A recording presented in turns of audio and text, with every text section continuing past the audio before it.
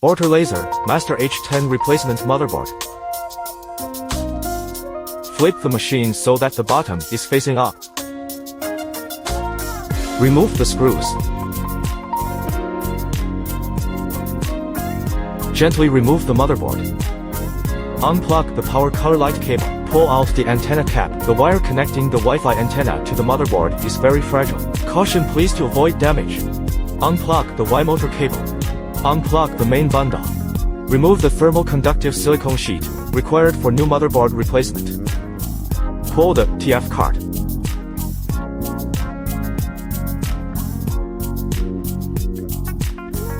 Thermally conductive silicone sheet.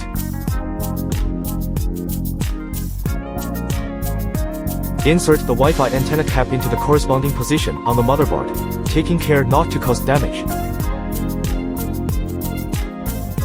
Plug in the Y motor cable. Plug in the main bundle. Plug in the power color light cable.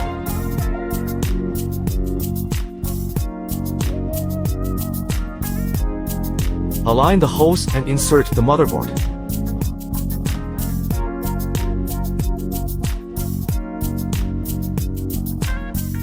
Secure the motherboard with screws.